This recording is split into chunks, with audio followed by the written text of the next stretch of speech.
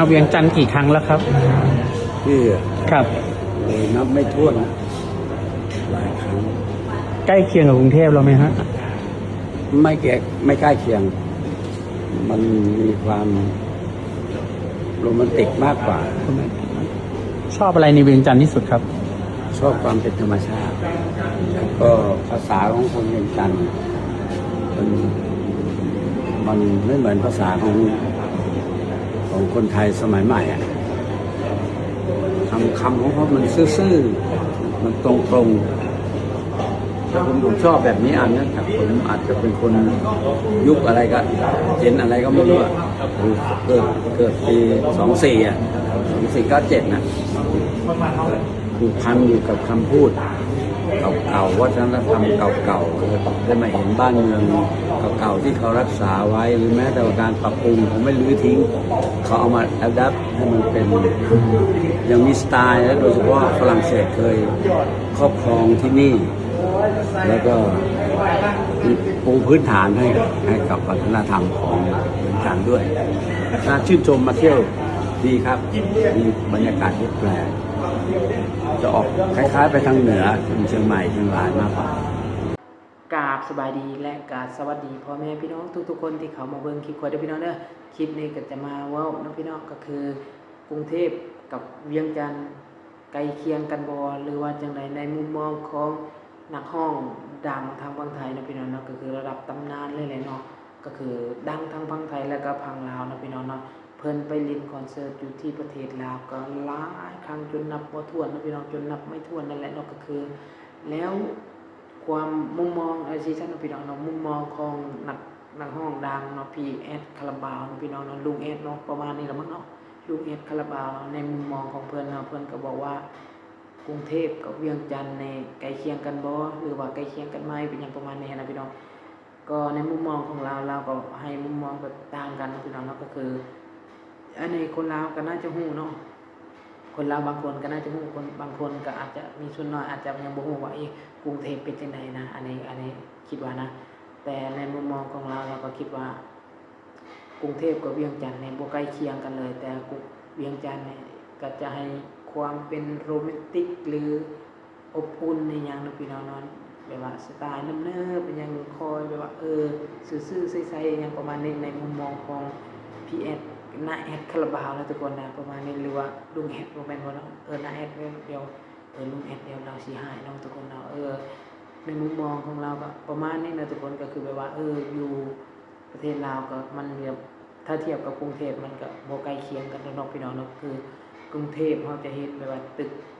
สูงๆหลายเนาะพี่น้องเนาะตึกคอนโดอีหยังโอ้ยสารพัดเต็มไปหมดนะพี่น้องเลี้ยวไปทางใดก็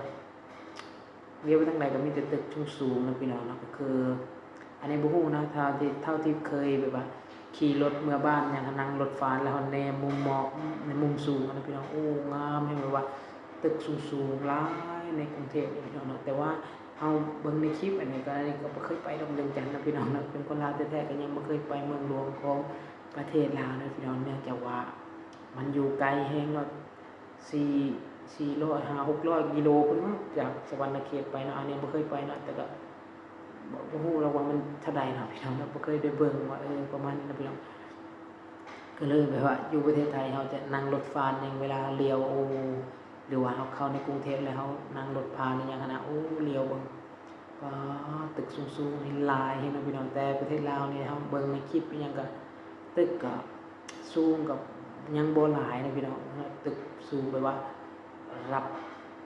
10 20 30 40 50ชั้นยังประมาณนี้นะพี่น้องยังบ่เห็นเนาะแต่ว่าอันเป็น100ชั้นนั้นยังบ่เห็นนะพี่น้องแบบสูงนะยังบ่เห็นยังเห็นบ่หลายนะเห็นอยู่บ่กี่ตึกเองเนาะแต่ว่าอยู่ประเทศไทยนี่เต็มเมืองเลยเนาะเต็มเมืองกรุงเลยนะทุกคนเนาะประมาณนี้นะทุกคนเนาะก็เลยแบบว่ามันบ่ใกล้เคียงกันนะพี่น้องถ้าเป็นเวียงจันทร์กันในมุมมองของนักท่องเที่ยวนะพี่น้องในมุมมองของนักท่องเที่ยวก็จะมองแบบว่าธรรมชาตินะพี่น้องเนาะเนิบแบบว่ายังเกินว่าเป็นเมืองที่ยังแบบว่าตึกรามบ้านช่องยังบ่หลายนะพี่น้องเนาะแบบว่า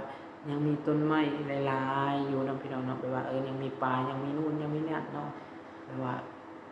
สไตล์อย่างโรแมนติกคือนายแอดคาราบาวแล้วก็อะไรนะพี่น้องเนาะเราก็ประมาณนี้เนาะอันนี้ก็ในมุมมองของอย่างเกินว่านักฮ้องดังนะพี่น้องนักฮ้องดังแล้วก็เจ้าของคาราบาวแม่นบ่พี่น้องหลายๆคนก็น่าจะฮู้เลยเนาะเพราะว่าเราก็ไปเล่นคอนเสิร์ตหลายเนาะหลายเทื่ออยู่ประเทศลาวเนาะคนเราก็จัดไปแล้วละเนาะประมาณนี้นะพี่น้องนะแน่นอนอยู่แล้วสำหรับมุมมองของก็นะพี่น้องกรุงเทพกับเวียงจันทน์ต่างกันอยู่แล้วนะพี่น้องต่างกันอยู่แล้วกรุงเทพเจริญแฮงนะพี่น้องกรุงเทพเจริญแฮงเจริญกว่าประเทศลาวหลายเท่านะพี่น้องหลายเท่าเองนะเนาะบ่ฮู้สิว่าจังได๋นะพี่น้องก็คือประเทศไทยเจริญอยู่แล้วอยู่ประเทศลาวก็ถามว่าเจริญขึ้นบ่ก็เริ่มที่จะเห็นตึกสูงๆหลายอยู่เริ่มพุดขึ้นนะพี่น้องเริ่มพุดขึ้นหลายๆเนาะแต่ว่ายังบ่หลายเท่ากรุงเทพนะพี่น้องเนาะอันนี้ก็ต้องบอกตรงๆเนาะยังหลายบ่เท่ากรุงเทพนี่โอ้โหแนมเห็นเลยเนาะถ้าผู้ใดไปแบบว่าเทียบได้กับแถวยุโรปได้เลยเคยมายังเอโรปยังอยู่ประเทศลาวบ่นะอยู่เนาะแถวตะวันตกได้เลยเนาะก็คือว่าจะเป็นญี่ปุ่นว่าจะเป็นเกาหลีนะพี่น้องเนาะก็คือกรุงเทพนี่อาจจะเทียบระดับนั้นพุ่นจริงจะเหมาะนะพี่น้องเนาะเทียบระดับเวียดนามพุ่นเนาะมันจริงจะคือเพราะว่าเวียดนามมันยังก็มีตึกสูงนะพี่น้องเนาะแล้วก็ประเทศไทยก็มีตึกสูงเหมือนกันเนาะถ้าไปถ้านั่งรถไฟเฮาเลี้ยวไปนี่เนาะเฮาคิดว่าเฮานี่บ่ได้อยู่ประเทศไทยเด้พี่น้องคิดไปว่าเฮาเห็นตามคลิปว่าจะเป็นเกาหลีญี่ปุ่นอย่างนั้นเอาแนมเบิ่งตึกแต่ละตึกโอ้มันแบบว่าคล้ายๆนั่นเลยนะพี่น้องคล้ายๆแบบว่าอยู่แบบ